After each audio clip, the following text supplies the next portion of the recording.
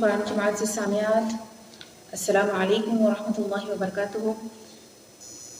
رمضان المبارک کے دوسرے عشرے میں سورہ بقرہ کے 23ویں رکوع کے ساتھ حاضر خدمت ہے، تو شروع کرتے ہیں۔ اس رکوع میں روزوں کی فرضیت اور اس سے متعلق احکام ہم پڑھیں گے۔ اعوذ باللہ من الشیطان الرجیم، بسم اللہ الرحمن الرحیم۔ اللہ تعالیٰ فرماتا ہے، اے ایمان والو، تم پر روزے فرض کیے گئے جیسے تم سے پہلے لوگوں پر فرض کیے گئے تھے، تاکہ تم پرہیزگار بن جاؤ۔ گنتی کے چند دن ہیں، تو تم میں جو کوئی بیمار ہو یا سفر میں ہو تو اتنے روزے اور دنوں میں رکھے، اور جنہیں اس کی طاقت نہ ہو ان پر ایک مسکین کا کھانا فدیہ ہے۔ پھر جو اپنی طرف سے نیکی زیادہ کرے تو وہ اس کے لیے بہتر ہے، اور اگر تم جانو تو روزہ رکھنا تمہارے لیے زیادہ بہتر ہے۔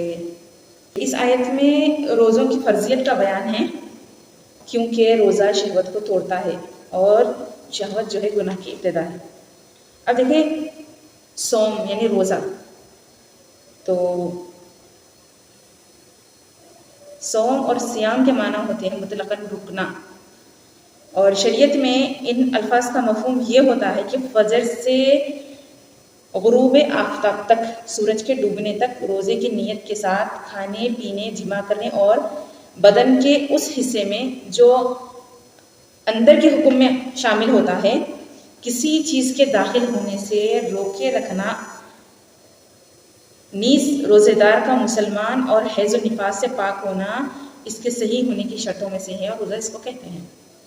امت کا اجماع ہے کہ ماہ رمضان المبارک کے روزے رکھنا فرض ہے۔ ماہ رمضان کے روزے ہجرت سے 18 ماہ بعد شعبان کے مہینے میں جب تحویل قبلہ ہوا، تحویل قبلہ کے 10 دن کے بعد فرض کیے گئے۔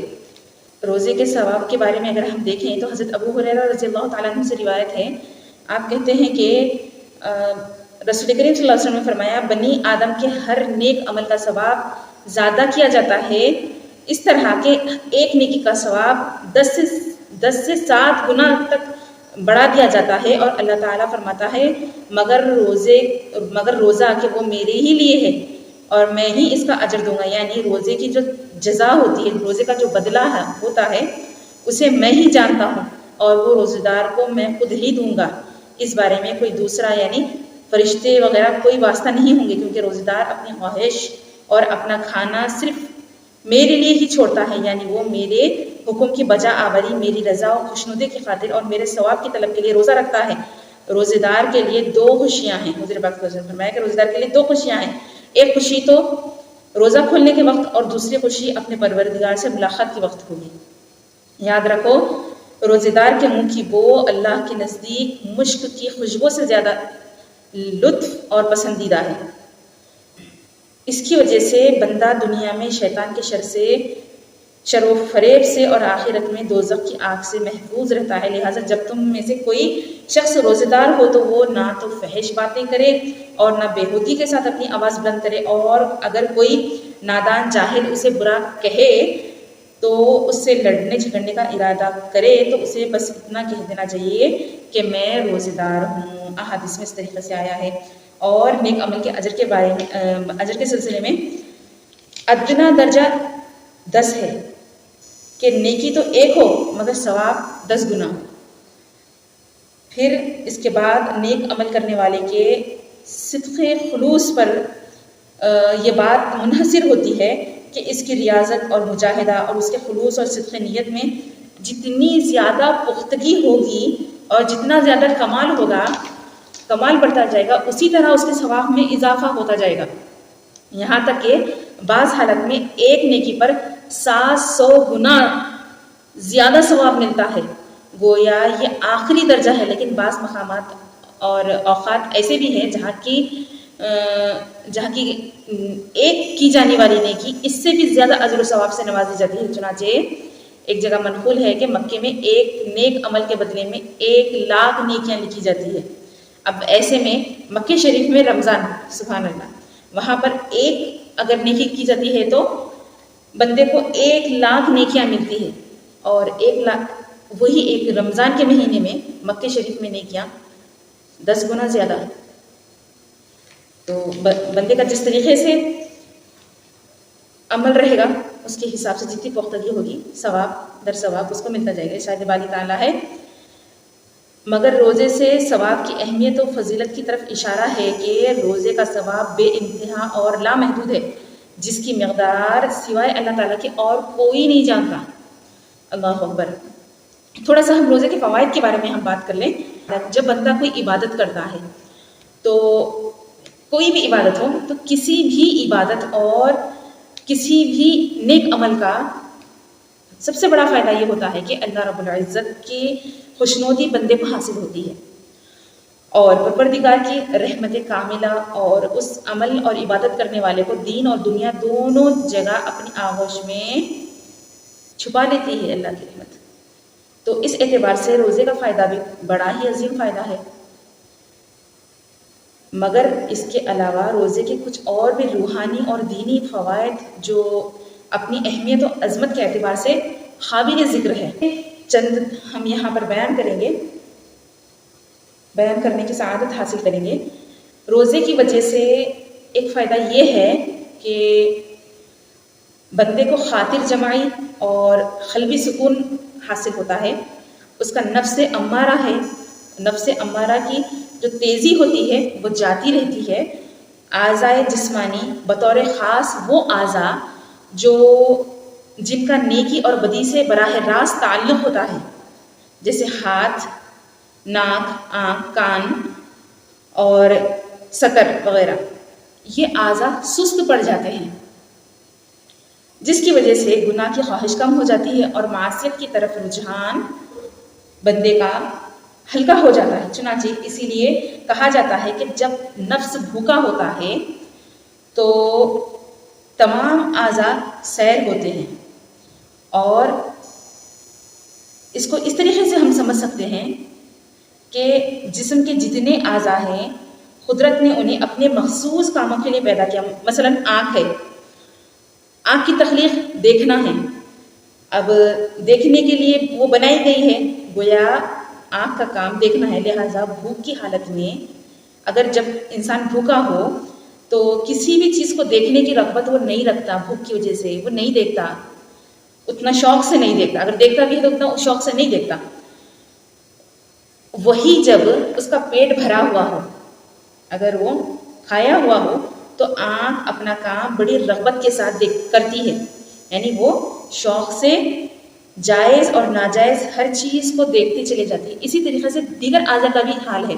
یعنی جب انسان جب بھوکا ہوتا ہے تو اس کے اندر رغبت اور شہوت کم ہو جاتی ہے، جبکہ اس کا پیٹ جب بھرا ہوا ہوتا ہے تو دوسرے اعضاء کام کرنے لگتے ہیں، اس کے اندر تیزی ہوتی ہے. فائدے میں قابل ذکر بات اور ایک یہ بھی ہے کہ روزے کی وجہ سے دل میں جو کدورت ہوتی ہے وہ پاک و صاف ہو جاتی ہے، کیونکہ دل کی کدورت آنکھ، زبان اور دوسرے اعضاء کے فضول کاموں کی وجہ سے ہوتی ہے. جب بندہ فضول کام کرتا ہے تو دل میں کدورت پیدا ہوتی ہے، یعنی زبان کا ضرورت و حاجت سے زیادہ کلام کرنا، آنکھ کا بلا ضرورت دیکھنا، اسی طرح دوسرے اعضاء کی ضرورت سے زیادہ اپنے کاموں میں مشغول رہنا، یہ سب ہونے کی وجہ سے دل افسردہ ہو جاتا ہے. افسردگی دل اور رنجش قلب کا سبب بن جاتے ہیں یہ سب کام. اور ظاہر ہے روزے دار فضول گوئی میں اور فضول کاموں سے تو بچتا رہتا ہے، تو اسی وجہ سے اس کا دل صاف اور مطمئن رہتا ہے. اسی طرح پاکیزگی دل اور اطمینان قلب اچھے اور نیک کاموں کی طرف میلان اور رغبت اور درجات عالیہ کے حصول کا ذریعہ بنتی ہے. اور اس کے علاوہ ایک تیسرا فائدہ یہ ہے روزے کا کہ روزہ جو غریب اور مسکین لوگ ہوتے ہیں، غریب اور مسکین کے ساتھ حسن سلوک اور رحم کرنے کا سبب بنتی ہے، اس سبب پیدا ہوتا ہے. کیونکہ جو شخص کسی وقت بھی بھوک کا غم جھیل چکا ہو اسے اکثر و بیشتر وہ کربناک حالت یاد رہتی ہے کہ میں بھوکا رہا تھا، بھوک میں کیا تکلیف تھی، اس کو یاد رہتا ہے. تو جب وہ کسی شخص کو بھوکا دیکھتا ہے تو اسے خود اپنی بھوک یاد آ جاتی ہے، اور وہ کیا کرتا ہے، جس کی وجہ سے جب اس کو اپنی بھوک یاد آ جاتی ہے تو جو رحم کا جذبہ ہے وہ امڑ کر سامنے آ جاتا ہے۔ تو روزہ رہنے سے انسان کے اندر غربا اور مساکین کے لیے رحم کا جذبہ زیادہ ہو جاتا ہے، کیونکہ وہ احساس کرنے لگتا ہے دوسرے کا۔ ایک اور فائدہ اس کا یہ ہے کہ روزے دار اپنے روزے کی حالت میں گویا غریب اور مسکین کی حالت بھوک کی مطابقت کرتا ہے، اس طور پر کہ جس اذیت اور تکلیف میں وہ مبتلا ہوتے ہیں اسی تکلیف اور مشقت کو روزے دار بھی برداشت کرتا ہے۔ اسی وجہ سے اللہ تعالیٰ کے نزدیک اس کا مرتبہ بہت بلند ہے۔ جیسا کہ ایک بزرگ بشر حافی رحمۃ اللہ علیہ کے بارے میں منقول ہے کہ ایک شخص ان کی خدمت میں جاڑے کے موسم میں حاضر ہوا تو کیا دیکھا کہ آپ ایک جگہ بیٹھے ہوئے کانپ رہے ہیں،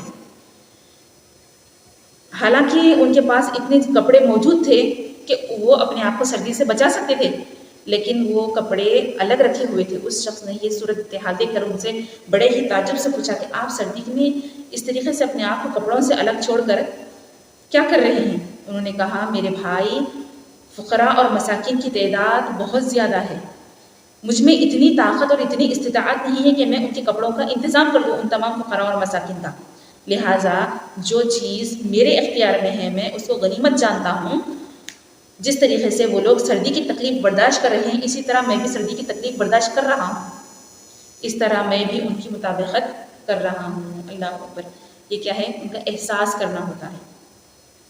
یہی جذبہ ہمیں ان اولیاء عارفین کی زندگیوں میں بھی ملتا ہے، جن کے بارے میں منقول ہے کہ وہ کھانا کھاتے وقت ہر لقمے پر اللہ تعالیٰ سے یہ دعائیہ کلمات کہا کرتے تھے کہ اللہم لا تؤاخذنی بحق الجائعین، اے اللہ مجھ سے بھوکوں کے حق کے بارے میں مواخذہ مت فرمانا۔ اس طریقے سے حضرت یوسف علیہ السلام کے بارے میں بھی منقول ہے کہ جب قحط سالی ہو گئی، پورے ملک کو اپنے قحط نے اپنے آڑ میں لے لیا، باوجود یہ کہ خود ان کے پاس بے انتہا غلے کا ذخیرہ تھا، مگر وہ صرف اس لیے پیٹ بھر کر نہیں کھاتے تھے کہ کہیں بھوکوں کا خیال دل سے نہ چلے جائے۔ اللہ اکبر! اسی لیے انہیں اسی طرح بھوکوں اور قحط زدہ عوام کی تکلیف اور مصیبت سے مشابہت اور مطابقت حاصل رہی۔ ائمہ اربع، امام اعظم ابو حنیفہ رحمۃ اللہ علیہ، امام شافعی، امام مالک اور امام احمد بن حنبل رضی اللہ تعالیٰ عنہ کے نزدیک بالاجماع روزہ فرض ہے، رمضان کا روزہ فرض ہے، اور اس کی فرضیت کا منکر کافر ہے۔ یہ کہا جا رہا ہے کہ گنتی کے چند دن ہیں تو تم ان میں کوئی بیمار ہو یا سفر میں ہو تو اتنے روزے اور دنوں میں رکھے، بیمار ہے تو رخصت ہے ان کو اور دنوں میں رکھے، اور جس کو بعد میں بھی رکھنے کی طاقت نہیں ہے روزے تو ان پر کیا ہے، ایک مسکین کا کھانا فدیہ ہے، پھر جو اپنی طرف سے نیکی کرے تو وہ اس کے لیے بہتر ہے۔ دیکھیں مریض کو کیا ہے، فی الحال روزہ نہیں رکھنا ہے، اس میں رخصت ہے، اس صورت میں کہ جب اسے روزہ رکھنے میں سے مرض کی زیادتی یا ہلاکت کا اندیشہ ہو، ایسا ہے کہ اگر اب روزہ رہا تو بیمار ہو جائے گا یا پھر مرض زیادہ بڑھ جائے گا، تو ایسی صورت میں جو ہے وہ روزے سے رخصت لے گا۔ اور اگر مسافر ہے تقریباً 100 کلومیٹر دور پر ہے، وہ یہ جا رہا ہے اس طریقے سے اندازتاً، تو اتنی زیادہ مسافت پر ہے تو پھر وہ روزہ جو ہے بعد میں رکھ سکتا ہے، اور مریض اگر بعد میں رکھنے کی طاقت نہیں رکھتا تو اس کے لیے فدیہ ہے۔ آگے فرمایا، رمضان کا مہینہ ہے جس میں قرآن نازل کیا گیا، جو لوگوں کے لیے ہدایت اور رہنمائی اور فیصلے کی روشن باتوں پر مشتمل ہے، تو تم میں جو کوئی یہ مہینہ پائے تو ضرور اس کے روزے رکھے، اور جو بیمار ہو یا سفر میں ہو تو اتنے روزے اور دنوں میں رکھے۔ اللہ تم پر آسانی چاہتا ہے اور تم پر دشواری نہیں چاہتا، اور یہ آسانیاں اس لیے ہے تاکہ تم روزوں کی تعداد پوری کر لو، اور تاکہ تم اس بات پر اللہ کی بڑائی بیان کرو کہ اس نے تمہیں ہدایت دی، اور تاکہ تم شکر گزار بن جاؤ۔ سبحان اللہ! دیکھیں اللہ سبحانہ وتعالیٰ اس آیت مبارکہ میں ماہ رمضان کی فضیلت روزوں کی فرضیت اور مریض اور مسافر سے متعلق احکامات بیان فرما رہا ہے۔ رمضان کے مہینے میں قرآن نازل کیا۔ یہ رمضان کا مہینہ وہ مہینہ ہے، رمضان کا وہ واحد مہینہ ہے کہ جس کا نام قرآن پاک میں آیا ہے، اور قرآن مجید سے نسبت کی وجہ سے ماہ رمضان کو عظمت اور شرافت ملی۔ اس سے معلوم ہوا کہ جس وقت کو کسی شرف و عظمت والی چیز سے نسبت ہو جاتی ہے تو وہ وقت قیامت تک شرف والا ہو جاتا ہے۔ یاد رکھیں یہ بات کو اچھی طریقے سے یاد رکھیں کہ جس وقت کو کسی شرف و عظمت والی چیز سے نسبت ہو جاتی ہے تو وہ وقت قیامت تک شرف والا بن جاتا ہے۔ اسی لیے جس دن اور جس گھڑی کو صاحب قرآن محمد عربی محمد مصطفیٰ صلی اللہ علیہ وسلم کی ولادت ہوئی اور معراج سے نسبت ہے، وہ عظمت و شرافت والی ہو گئے۔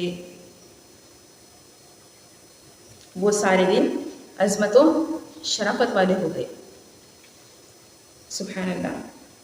اب اس میں کہا گیا کہ گنتی پوری کریں۔ گنتی پوری کرنے سے مراد رمضان کی 29 یا 30 روزے پورے کرنا ہے، اور تکبیر کہنے سے مراد اللہ تعالیٰ نے ہمیں اپنے دین کے طریقے سکھائے، تو تم اس پر اللہ تعالیٰ کی بڑائی بیان کرو اور ان چیزوں میں اللہ کا شکر ادا کرو۔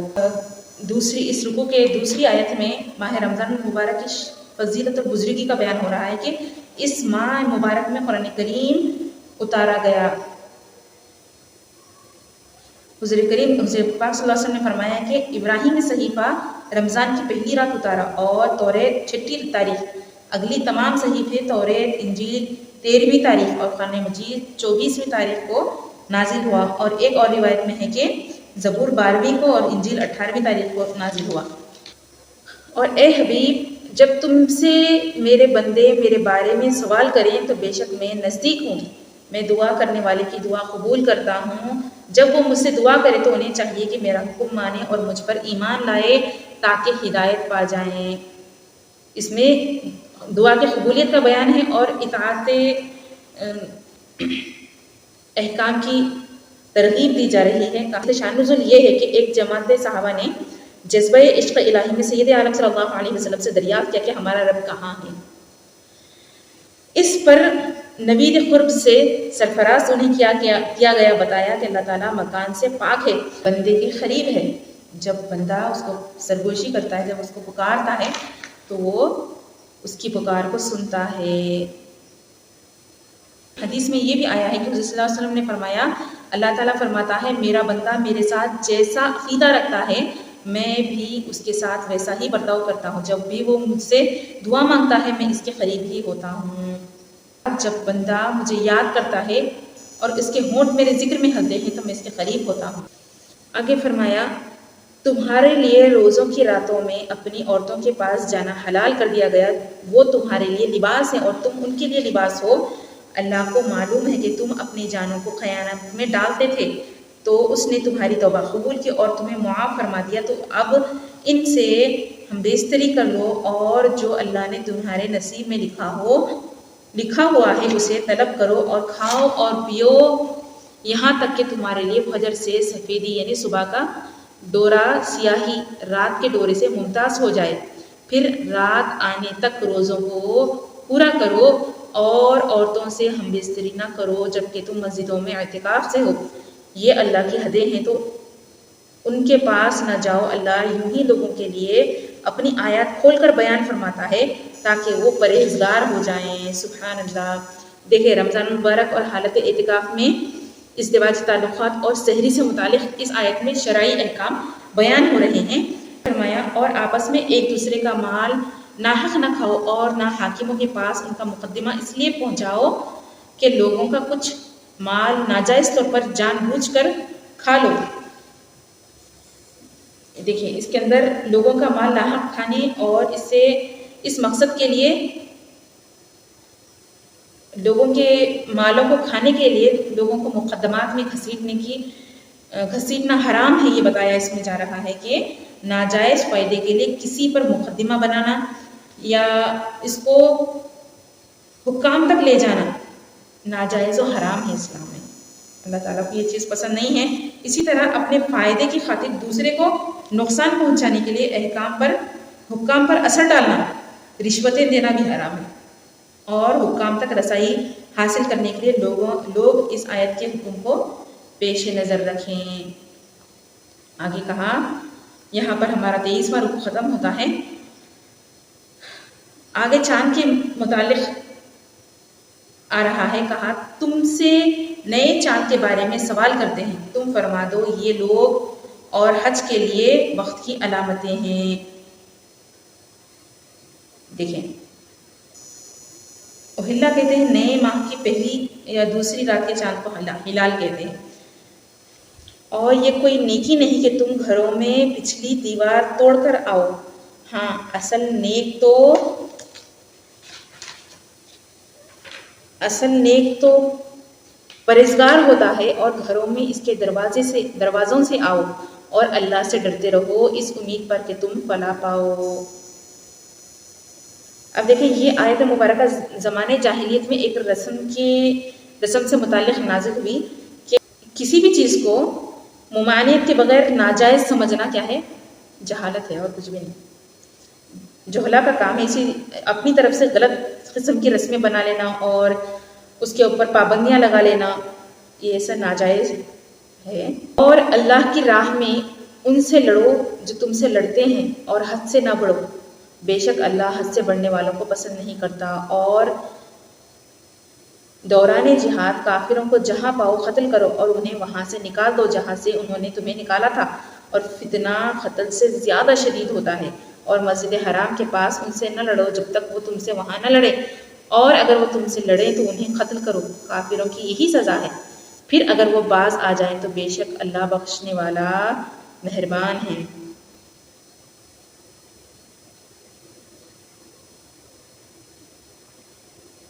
यहाँ पे दौरान जिहाद काफिरों को कत्ल करने की बात हो रही है। ये हुक्म नहीं कि अमन हो या जंग, सुलह हो या लड़ाई, हर हाल में इन्हें कत्ल करो, ये ऐसा हुक्म नहीं है, बल्कि सिर्फ क्या है, दौरान जिहाद की बात यहाँ पर हो रही है। लड़ते रहो यहाँ तक कि कोई फितना ना रहे और इबादत अल्लाह के लिए हो जाए। फिर अगर वो बाज आ जाए तो सिर्फ जालिमों पर सख्ती की सज़ा बाकी रह जाती है। देखिए, इसमें हरम के हुदूद में मुसलमानों को लड़ने से मना कर दिया गया क्योंकि ये हरम की हुर्मत के खिलाफ है। लेकिन अगर कुफार ही वहाँ पर मुसलमानों से जंग की इब्तिदा करे तो उन्हें जवाब देने के लिए वहाँ पर भी उनसे लड़ने और उन्हें कत्ल करने की इजाज़त हमें इस आयत मुबारक में मिलती है कि हरम में अल्लाह ताला की मस्जिद हराम में अदब वाले महीने के बदले अदब वाला महीना है। और तमाम अदब वाले चीज़ों का बदला है। जो तुम पर ज़्यादती करे इस पर इतनी ही ज़्यादती करो जितनी उसने तुम पर ज़्यादती की, और अल्लाह से डरते रहो और जान रखो कि अल्लाह डरने वालों के साथ है। दीन इस्लाम के आला अखलाक, पाकीज़ा किरदार और जुल्म से बाज रहने का दर्स देने की बुलंदी देखिए कि मचलते जज्बा इंतकाम के जोश और दुश्मन पर कब्जा हासिल करते हुए वक्त भी बदला लेने में मुसलमानों को तकवा और अदल इंसाफ का दर्स दिया जा रहा है और ज़्यादती करने से मना किया जा रहा है। आगे कहा, और अल्लाह की राह में खर्च करो और अपने हाथों खुद को हलाकत में न डालो और नेकी करो, बेशक अल्लाह नेकी करने वालों से मोहब्बत करता है। आगे फरमाया, और हज और उम्रा अल्लाह के लिए पूरा करो। फिर अगर तुम्हें मक्के से रोक दिया जाए तो हरम में कुर्बानी का जानवर भेजो जो मैसर आए, और अपने सर ना मुड़ाओ जब तक कुर्बानी अपने ठिकाने पर ना पहुंच जाए। फिर जब तुम्हें बीमार हो या उसके सर में कुछ तकलीफ हो तो रोज़े या खैरात या कुर्बानी का फिदिया दे। हज से रोके जाने के अहकाम बताए जा रहे हैं। हज और उम्रा से मुताल्लिक़ भी अहकाम और आदाब इसके अंदर है कि हज या उम्रे का एहराम बांधने के बाद किसी वजह से जैसे दुश्मन या दरिंदे के खौफ या सफ़र की वजह से या मर्ज़ के ज़्यादा हो जाने की वजह से गालिब गुमान की बिना पर हज और उम्रा पूरा न कर सके तो उसको इहसार कहते हैं। तो वही इसके अहकाम यहाँ पर बयान किए जा रहे हैं कि रोज़ा या खैरात या फिदिया, कुर्बानी का फिदिया करो। دیکھیے احرام کی حالت میں جس پابندی کی خلاف ورزی کرنے پر دم یعنی قربانی کرنا لازم ہوتا ہے، وہ خلاف ورزی اگر بیماری یا سر میں زخم، پھنسی، پھوڑیا، جوں وغیرہ کی سخت ایذا کے باعث ہو تو اس میں قربانی کے بدلے 6 مسکینوں کو ایک ایک صدقہ دینے یا دونوں وقت پیٹ بھر کھانا کھلانے یا 3 روزے رکھ لینے یا قربانی ہی کر لینے کا اختیار اطمینان سے ہو تو حج سے عمرہ ملانے کا فائدہ اٹھائے۔ اس پر قربانی لازم ہے جیسے میسر ہو۔ پھر جو قربانی کی قدرت نہ پائے تو 3 روزے حج کے دنوں میں رکھے اور 7 روزے اس وقت رکھو جب تم اپنے گھر لوٹ کر جاؤ، یہ مکمل 10 ہے۔ دیکھیں جو شخص ایک ہی سفر میں حج و عمرہ کی سعادت حاصل کرے تو اس پر بطور شکرانہ قربانی لازم ہے۔ اگر قربانی کی قدرت نہ ہو تو 10 روزے رکھے، 3 روزے احرام باندھنے کے بعد شوال سے 9 ذی الحجہ تک رکھے اور 7 روزے 13 ذی الحجہ کے بعد رکھے۔ اس کے لیے ہے جو مکے کا رہنے والا نہ ہو اور اللہ سے ڈرتے رہو اور جان رکھو کہ اللہ شدید عذاب دینے والا ہے۔ حدود میقات میں اور اس سے اندر رہنے والوں کے لیے نہ تمتع کی اجازت ہے اور نہ قرآن کی، وہ صرف حج افراد کر سکتے ہیں۔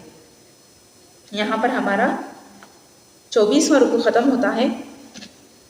اب دیکھیے آج ہم نے کیا کیا پڑھا، اس میں بہت تفصیل، ذرا زیادہ تفصیل ہے لیکن ہم اس کو شارٹ کرنے کی بہت کوشش کر رہے ہیں، اس کو مختصر۔ دیکھیے ہم نے پڑھا کہ ہر عاقل و بالغ مسلمان پر روزے فرض ہیں۔ روزے اگر واقعی تمام آداب کا لحاظ رکھتے ہوئے رکھے جائیں تو انسان میں تقویٰ پیدا کرنے کے ساتھ ساتھ انسانی احساسات کو بھی بیدار کر دیتا ہے۔ پھر بتایا کہ جس مہینے میں روزے فرض کیے گئے اس سے یہ خصوصیت و فضیلت حاصل ہے کہ اس میں قرآن جیسی عظیم الشان کتاب نازل ہوئی ہے، اور اس کے بعد روزے کے مسائل پر روشنی ڈالتے ہوئے بتایا گیا کہ بیمار یا سفر کی حالت میں عارضی طور پر روزوں کو چھوڑنے کی رخصت بندے کو حاصل ہے، جن کی بعد میں وہ قضا کر لے، اور اس امر کا بھی وہاں پر اس رکوع میں بیان کیا گیا کہ جو شخص انتہائی ضعیف العمری میں یا شدید بیماری کی وجہ سے روزے رکھنے سے طاقت نہ رکھتا ہو تو اسے فی روزہ 1 مسکین کا 2 وقت کا کھانا بطور فدیہ دینا ہوگا۔ رمضان کی راتوں میں کھانے پینے اور بیویوں سے ملنے کی اجازت ہمیں ان آیتوں میں بتایا گیا، اور یہ بھی بتایا گیا کہ اعتکاف کے عمل کا تذکرہ ہے اس میں کہ روزوں کے ابتدائی اور انتہائی وقت کا بیان ہوا، اور یہ بھی کہ دوسروں کا مال ناجائز طور پر کھانے اور لوگوں کو ناجائز مقدمات میں الجھانے سے باز رکھنے کی بھی تلقین ہمیں اس میں ملی، اور یہ بھی کہ قمری مہینے کے مختلف ایام میں چاند کے چھوٹا بڑا ہونے کی حکمت بیان ہوئی کہ اوقات کے جو انضباط اور حج وغیرہ کی تاریخوں کے تعین کے لیے ایسا کیا جاتا ہے، کبھی 29 ہوتے ہیں کبھی 30 ہوتے ہیں دن، یہ کہا گیا۔ اور دنیا سے برائی ختم کرنے کے لیے قتال فی سبیل اللہ اور اس کے احکام کا تذکرہ ہوا کہ پورے مکی دور میں مسلمانوں کو کفار کے ظلم کے مقابلے میں لڑنے کا نہیں بلکہ صبر محض یعنی ہر تشدد کے جواب میں ہاتھ نہ اٹھانے کا حکم دیا۔ اب اجازت دی گئی کہ اینٹ کا جواب اینٹ پتھر سے دے دو۔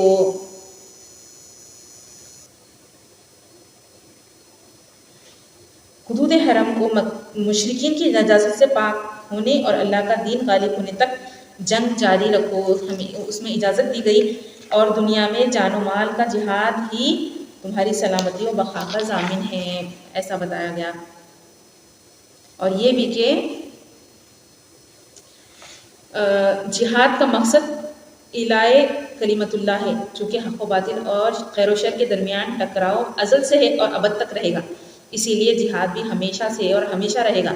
مسلمانوں پر لازم ہے کہ وہ جہاد کے لیے ہمیشہ تیار رہے اور دشمن کے ساتھ کمزوری ظاہر نہ کرے۔ اگر وہ دشمن کے ساتھ کمزوری ظاہر کریں گے تو اس جرم ضعیفی کی سزا ان کو یہ ملے گی کہ وہ اچانک موت کے سوا کچھ بھی نہیں ہوگا۔ پھر اس کے بعد میں حج و عمرہ کے احکامات بیان کیے گئے کہ اسلام کے ارکان میں سے ایک اہم رکن حج بھی ہے۔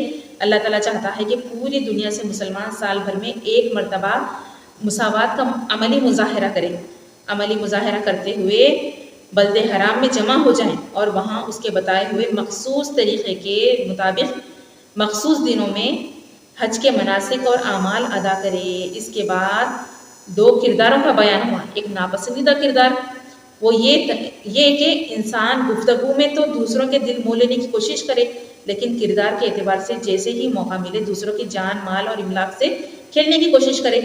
ایسے کردار کا انجام جہنم ہے۔ اور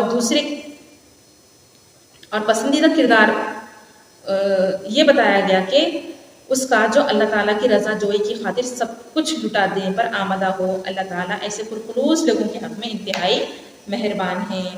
اس طریقے سے ہم نے یہاں پہ 24 رکوع ختم کیے۔ انشاءاللہ تعالیٰ کل 25ویں رکوع کے ساتھ پھر سے ملتے ہیں۔ جب تک کے لیے آپ کی بہن سیدہ منجیہ کو اجازت دیجیے۔ السلام علیکم ورحمۃ اللہ۔